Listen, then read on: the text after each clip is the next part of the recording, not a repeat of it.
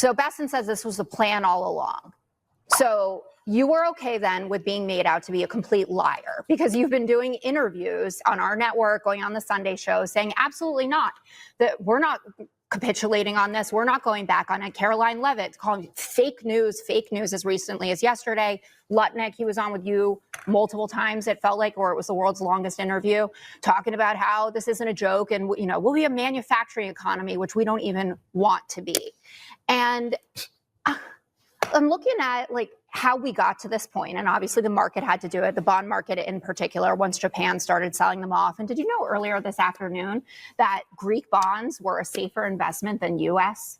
30 years? Can you believe that? The Greeks? Jessica, you don't even know what you're talking about. Yes, I do. You don't even know what a bond is. Now, Judge Jeanine, Jessica keeps on saying that Trump caved.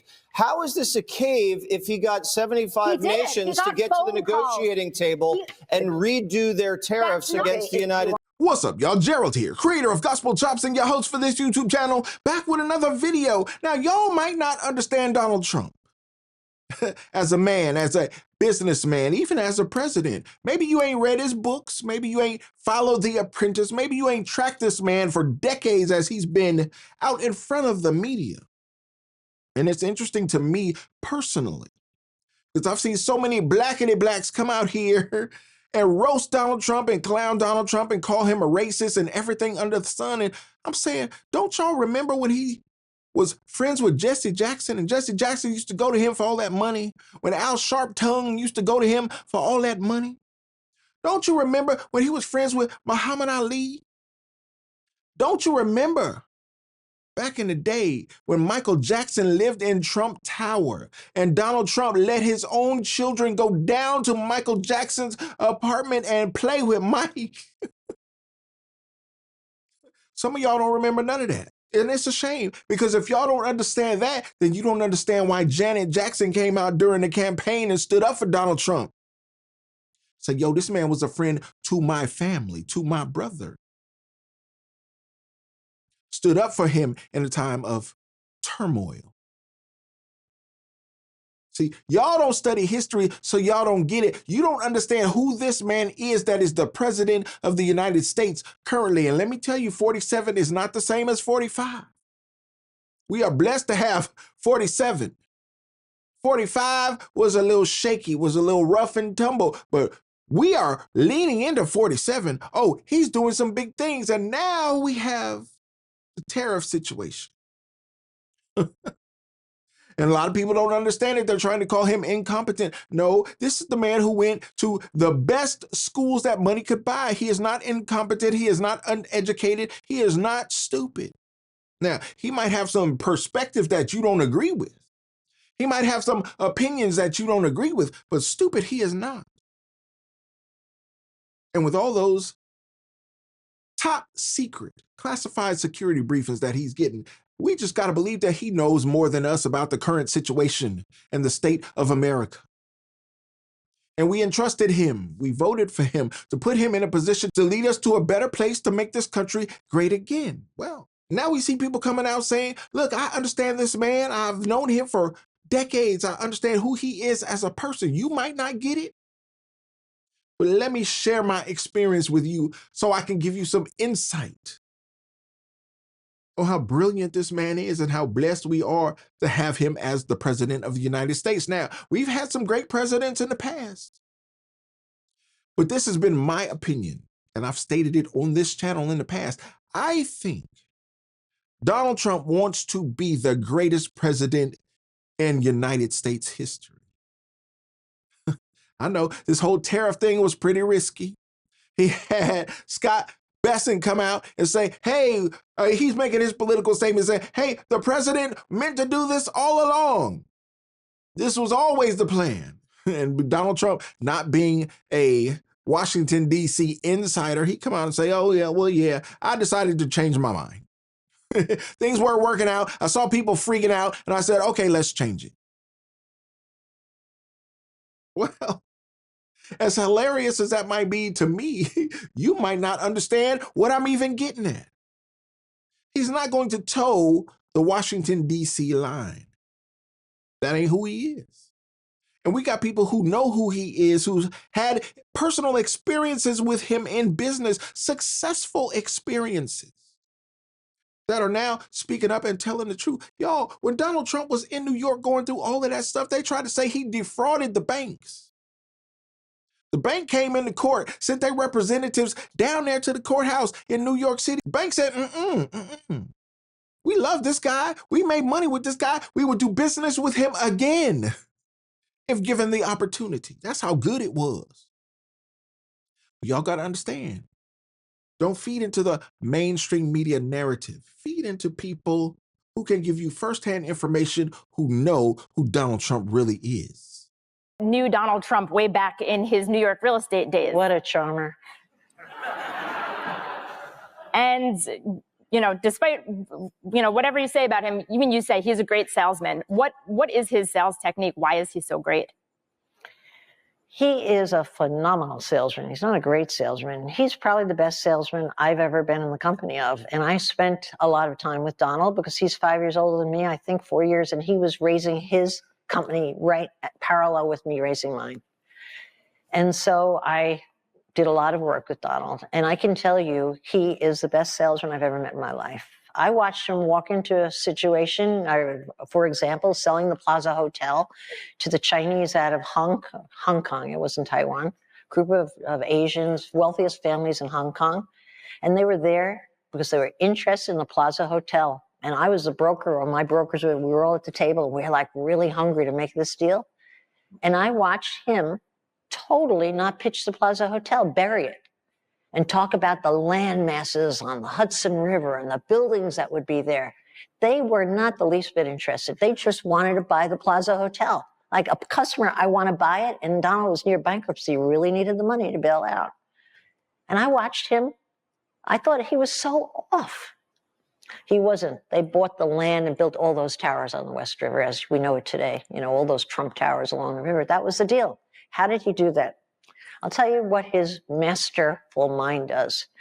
He is a genius at picking out the vulnerability of someone's personality. He can smell it, sense it, and trust it. Okay? So, for example, if you were to walk into a business meeting with Donald and you're saying whatever you're saying, I've seen it time and time again, he could see what your weakness is and not physically reach over and put his finger on it. But he just could see what your weakness is and play into it. Not the nicest thing in the world, but it's a certain gift I've never seen anyone else. I believe that he ambushed China. I believe that he suckered the whole world into believing that he was going to go down in this, this Harry Carey, this suicide mission. So you think this is him against the world? The plan all along? I think with him, it's so much spontaneous, but I believe it evolved.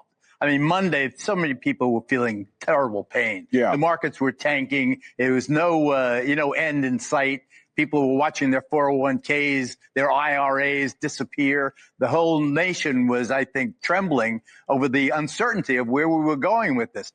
He was picking a fight with the entire world. So I said Monday, well, isn't the problem China? Why are we getting everybody, UK, European Union, Japan, etc. China's the problem. I couldn't understand it. But then this morning, I tell a New York story quickly. Yep. I'm at the Regency Hotel with a dear old friend of mine, David Sherrill, who does the stocks. Erica and I, my wife and I are together. You're a broker? You're with my broker. Of course. And we're talking about, oh my God, this is awful, but we're doing the right thing. You have to have courage. You have to stick it out. I went to my Twitter followers. I said, please don't sell. This is on Sunday and Monday. Please don't sell unless you absolutely have to. And then, look what he does. Oh, surprise. This is why Trump is triumphant. This is why you can't beat this guy. Great breakfast, by the way, at the Regency. Yeah. You know what's interesting about it? The president, you talk about going to your Twitter followers. He went to his, I don't think it was Twitter, it's probably his own platform, Truth Social, right after the market opened today. And he said, great time to buy. What a tease. Speaking of people who have known Donald Trump for some time, y'all, Geraldo has known Donald Trump for decades. And I've listened to Geraldo come out over the years, and he has roasted Donald Trump in his first term. He has criticized him. He's talked about him. He's dragged him.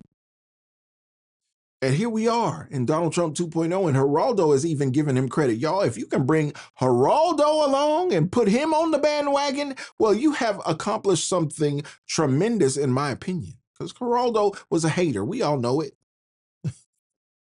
Geraldo is a left-wing liberal parading as something else. We don't know what Geraldo is trying to be, but we know that we can't trust anything that he has to say when it comes to politics. But we do trust him in this because this is a personal relationship that he's had with one Donald John Trump. He said, I know this man. I've rocked out with this man. This man has been my friend in the past. I've criticized him in the past. And now, after all this time, after all these years, after all that criticism, I'm rocking out with him. Seems like he's on the right path. Seems like he kind of know what he's trying to do here. And if he accomplishes it, maybe, just maybe, he might be the best president that this country has ever known. And I know that that's his goal because I've studied the man. I've read his books. I've watched him over the years. He wants to be the greatest. It's about legacy. And fortunately for you and I, see, he needs to make us great in order for his legacy to be great. We are in the perfect position right now, you and I. Because if we lose, then Donald Trump loses. You see what I'm saying? It's a man who loves this country. He loves America, and thus he loves you and I. He don't know us personally, but he loves the idea of the American people. And if he can prop us up and make us great, it makes him great. Not only great, but the great. He don't want to be one of the greats. Get what I'm saying here? He wants to be the greatest president in the history of this country. But then, when he said that, everything was gloom and doom. Right, but he knew he was going to make this announcement, apparently. He said he knew, of course he knew. Well, then he says, oh, by the way, I have this ace of spades. There it is, and now Is that a little shady to you, though, that kind of thing? Or? I think when you're dealing with, these giant forces, China's been, they've been cleaning our clock for a long time. Right. Making a lot of money on the U.S. trade in a lot of different ways. Dumping product, not taking ours at all. How many Chevys and Fords and Buicks are riding around in Beijing, I wonder? Huh? Not very many. They used to like Buicks, but go ahead. Yeah, no, I think that what he did was brilliant. And a lot of people are heaving a huge sigh of relief. Yeah. People were staring at the abyss. No one knew how far this was going to go, whether we really were off the cliff forever.